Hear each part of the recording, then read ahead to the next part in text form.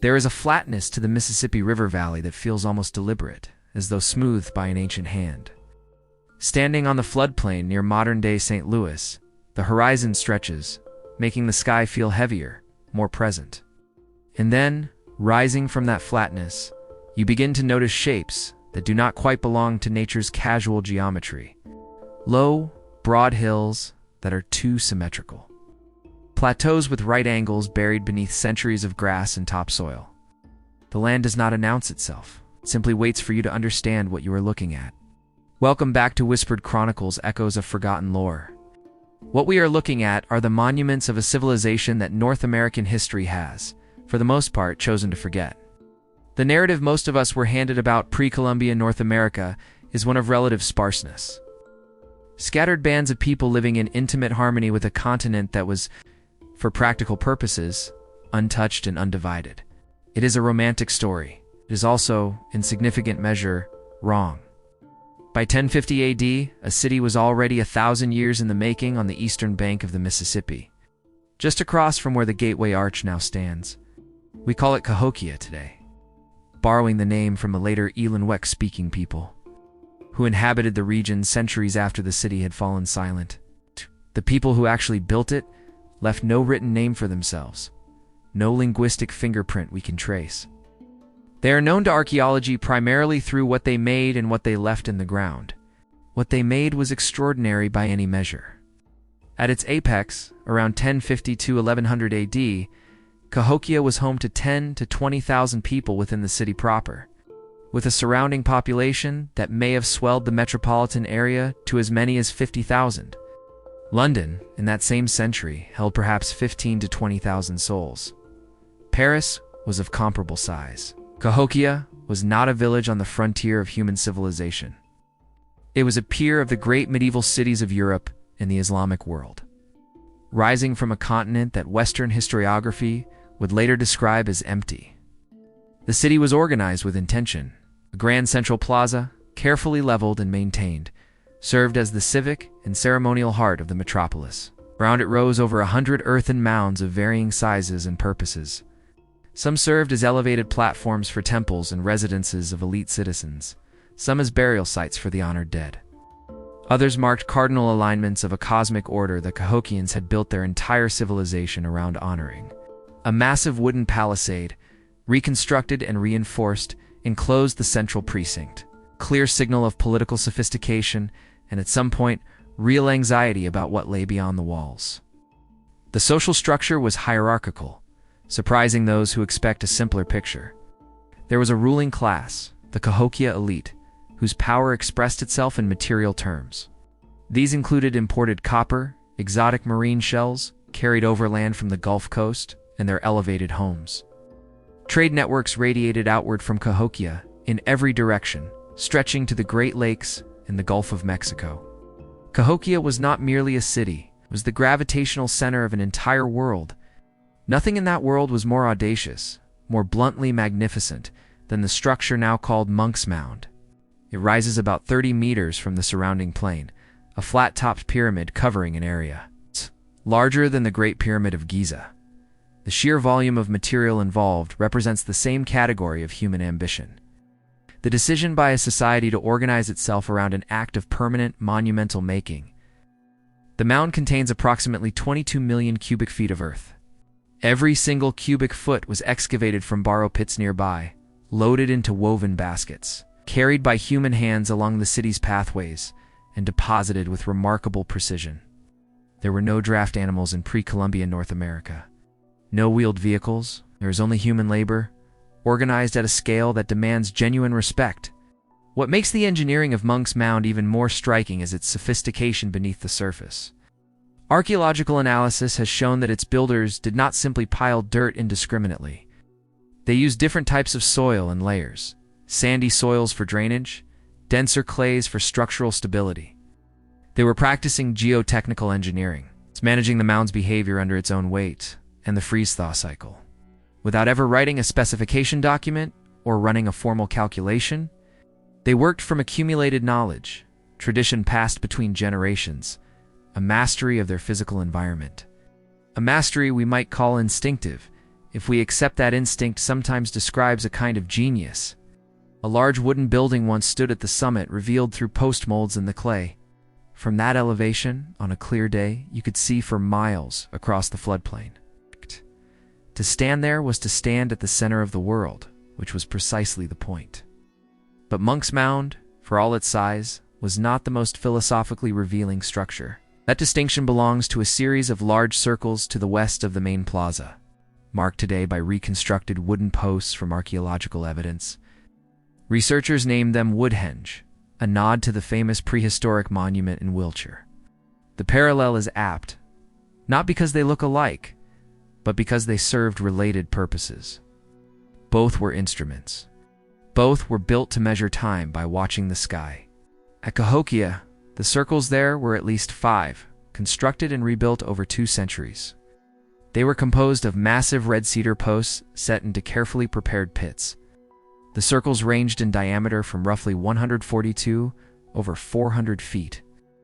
The largest required posts well over a meter in diameter at the base, which means felling full-grown ancient trees, stripping and shaping them, transporting them to the site, and erecting them upright in prepared sockets. A logistical challenge that required sustained collective effort, the kind only possible in a city with real institutional organization.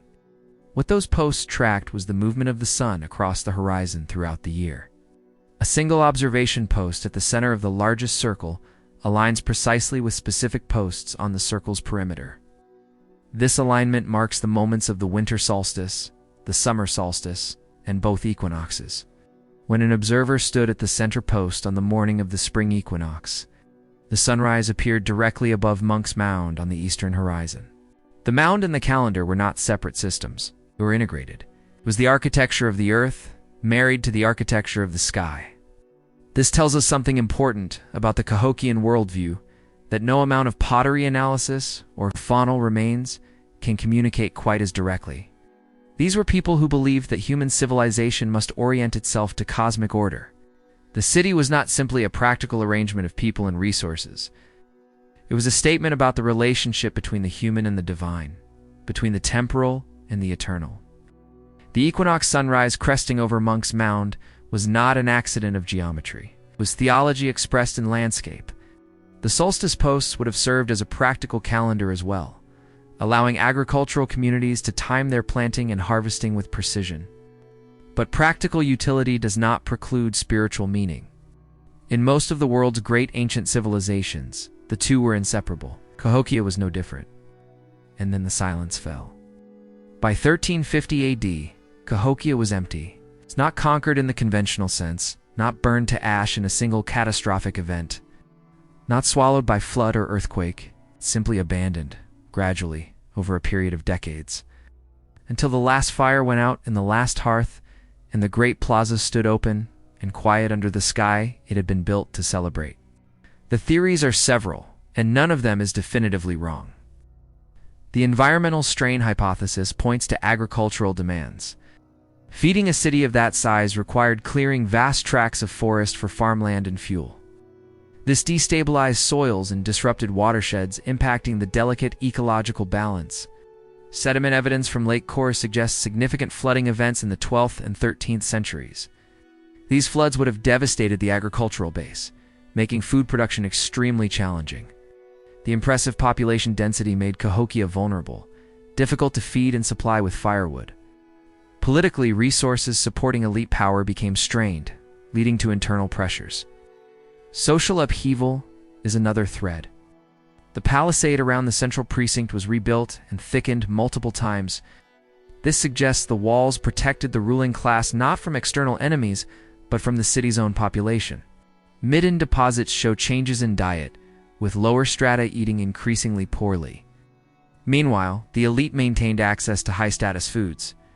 Inequality tends to generate its own entropy. There is also the possibility of drought, written in tree ring records from across the central United States, pointing to prolonged dry periods in the 13th and 14th centuries that would have compounded every other pressure the city faced. The abandonment of Cahokia remains a complex historical enigma, testament to the fragility of even the most advanced societies. But what none of these theories can fully account for is the texture of the disappearance. Cahokia did not collapse in the way that word usually implies. It unwound. People left. Families packed what mattered and walked away, presumably to join or found other communities across the landscape. The knowledge they carried, how to align a city with the sun, how to layer clay to hold a mound together for centuries, how to read the red cedar posts at dawn and know precisely where you stood in the year, that knowledge dispersed with them. Diluted and transformed and eventually lost. They left no written records, no king lists, no religious texts, no economic accounts. The civilization they built, one of the great urban achievements of the pre-Columbian Americas, dissolved back into the soil and the grass with a completeness that still feels almost intentional. As though the people of Cahokia had decided, collectively, that the world they had made was finished, and walked away from it the way you walk away from a fire when the night is over. There is something the mounds still do, regardless of what we know or do not know about the people who made them. They make you reckon with scale, the scale of human effort, the scale of human ambition, and the scale of human forgetting. We are accustomed, in the modern world, to believing that civilization is essentially cumulative, that what is built tends to persist, that the systems we construct grow more durable over time. Cahokia suggests otherwise. City larger than medieval London. Organized around a cosmological vision sophisticated enough to encode the solstices in cedar and clay, vanished so completely that for centuries the European settlers and their descendants who farmed around the mounds assumed they were natural hills. Some of them were actually plowed down for agriculture. One was leveled to build a roadbed. The land, though, remembers in its own way. The mounds that survive, and 68 of them, still do. In a UNESCO World Heritage Site that most Americans have never visited, carry the weight of that civilization in the most literal sense. 22 million cubic feet of intentionally placed earth. Do not forget what they are, even when the people who placed them have been forgotten. Whatever we build on borrowed time and borrowed ground. The great cities of our own moment are not exemptions to this principle. They are simply the current iteration of it. The valley does not mourn Cahokia. It does not celebrate it. It holds it the way it holds the river. The way it holds the light at equinox when the sun rises in the same eastern sky it always has, over a mound that still stands, still aligned, still pointing towards something most of us have stopped looking for. The valley does not mourn Cahokia. It does not celebrate it. It simply holds it. The river still moves past the mounds.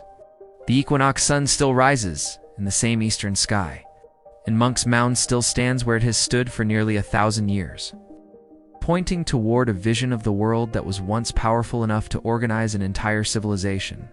Perhaps that is the real lesson of Cahokia. Not that great societies fall. We already know they do. It is that human beings have always reached for something larger than themselves, larger than a single lifetime, larger than a single generation. The people who carried those baskets of earth could not have known we would still be talking about them a millennium later. And yet here we are. Thank you for spending this time with me on Whispered Chronicles, Echoes of Forgotten Lore. If you enjoy stories like this, stories hidden beneath familiar landscapes and waiting to be remembered, please like this video and consider subscribing so you can join us for the next journey. Until next time, stay curious and stay safe.